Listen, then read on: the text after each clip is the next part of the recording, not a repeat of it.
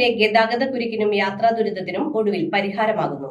പിറവത്തെ പാലത്തിന് സമാന്തരമായി പുതിയ പാലം നിർമ്മിക്കാനുള്ള സ്ഥലപരിശോധനാ നടപടികൾ ആരംഭിച്ചതായി ഭക്ഷ്യ പൊതുവിതരണ വകുപ്പ് മന്ത്രി അനൂപ് ജേക്കബ്. പാലം നിർമ്മാണത്തിന്റെ ആദ്യപടിയായി പൊതുമരാമത്ത് വകുപ്പും ബ്രിഡ്ജസ് വിഭാഗവും പ്രദേശത്ത് സ്ഥലപരിശോധന നടത്തി. കേരള വിഷൻ എന്നും ജനങ്ങളോടൊപ്പം. പിറവത്തെ പാലത്തിന് സമാന്തരമായി പുതിയ പാലം നിർമ്മിക്കാനുള്ള സ്ഥലപരിശോധനാ നടപടികൾ ആരംഭിച്ചതായി മന്ത്രി അനൂപ് ജേക്കബ് അറിയിച്ചു. പാലം നിർമ്മാണത്തിന്റെ ആദ്യപടിയായി പൊതുമരാമത്ത് വകുപ്പ് ബ്രിഡ്ജസ് വിഭാഗം സ്ഥലപരിശോധന നടത്തി. എക്സൈസ് കടവ്, INTUC കടവ് എന്നീ ഭാഗങ്ങളിലാണ് PWD സംഘം സന്ദർശനം നടത്തിയത്. മുഖ്യമായും 2 ഭാഗങ്ങൾ പാലത്തിനായി നിർണയിച്ചിട്ടുണ്ടെന്നും മണ്ണു പരിശോധനയ്ക്ക് ശേഷം PWD ഡിസൈൻ വിഭാഗം വിശദമായ പ്ലാനും എസ്റ്റിമേറ്റും തയ്യാറാക്കി ഭരണാനുമതി ലഭിച്ചതിനു ശേഷം പാലം യാഥാർത്ഥ്യമാക്കാനാണ് ഉദ്ദേശിക്കുന്നതെന്നും മന്ത്രി അനൂപ് ജേക്കബ് പറഞ്ഞു. അതിനായി സർവകക്ഷി യോഗം വിളിച്ച് ഇക്കാര്യം ചർച്ച ചെയ്യുമെന്നും മന്ത്രി അറിയിച്ചു. 2013 സർവേയും എസ്റ്റിമേറ്റും തയ്യാറാക്കാനുള്ള നടപടികൾ പൂർത്തിയായതാണെന്നും 2016 UDF സർക്കാരിന്റെ അവസാന ബഡ്ജറ്റിൽ മുഖ്യമന്ത്രിയായിരുന്ന ഉമ്മൻചാണ്ടി എക്സൈസ് കടവ് പാലത്തിന് 40 കോടി രൂപയോളം അനുവദിച്ചിരുന്നതായും മന്ത്രി വ്യക്തമാക്കി. ജില്ലയുടെ കിഴക്കൻ മേഖലയിൽ നിന്ന് കൊച്ചിയിലേക്ക് പോകേണ്ട വാഹനങ്ങളെല്ലാം ഇപ്പോൾ പിറവം ടൗണിലെത്തി നിലവിലുള്ള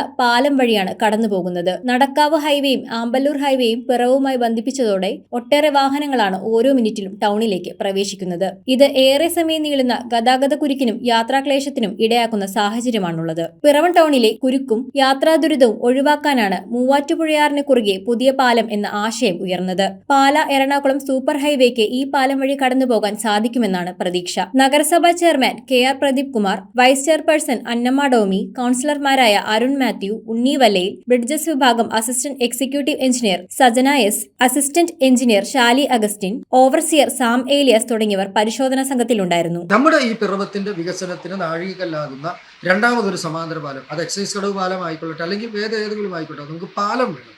അത് സമയബന്ധിതമായിട്ട് തീർക്കണം.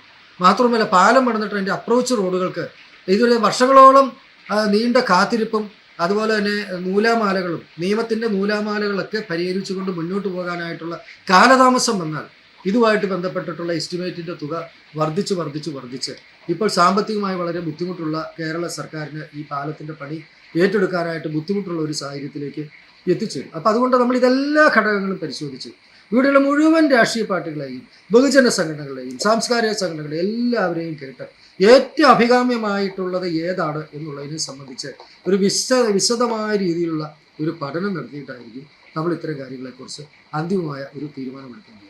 എന്തൊക്കെയായാലും ഉദ്യോഗസ്ഥന്മാർ ഇവിടെ വന്ന് ഈ 2 സാധ്യതകളും വിലയിരുത്തിയിട്ടുണ്ട്. അതിനെ സംബന്ധിച്ചുള്ള വിശദമായ ഒരു റിപ്പോർട്ട് അവർ തയ്യാറാക്കിയതിനു ശേഷം ബഹുമാനപ്പെട്ട മന്ത്രി പറഞ്ഞതുപോലെ സർവകക്ഷി യോഗം വിളിച്ച് വിശദമായി ചർച്ച ചെയ്ത് എത്രയും പെട്ടെന്നാണ് നമുക്ക് ചുരുങ്ങിയ സമയം കൊണ്ട് പാലം എങ്ങനെ നിർമ്മിക്കാം, അതിനുള്ള എളുപ്പമാർഗം എങ്ങനെയാണ് എന്നുള്ളതിനെ കുറിച്ച് നമുക്ക് ആലോചിച്ച് തീരുമാനമെടുക്കാം. News bureau, I vision, Piravom. ഇത് കാണുന്നത് നിങ്ങൾ വിചാരിക്കുന്നുണ്ടാവും എന്താ ഈ കാണിക്കുന്നതെന്നല്ലേ. TV ഇനി ഫോണിലും കിട്ടും. കേരള വിഷൻ ഡിജിറ്റൽ TV സബ്സ്ക്രൈബേഴ്സിന് ഈ OTTയിലെ KV Go ഫീച്ചർ വഴി TV ഇനി എവിടെയും കാണാം.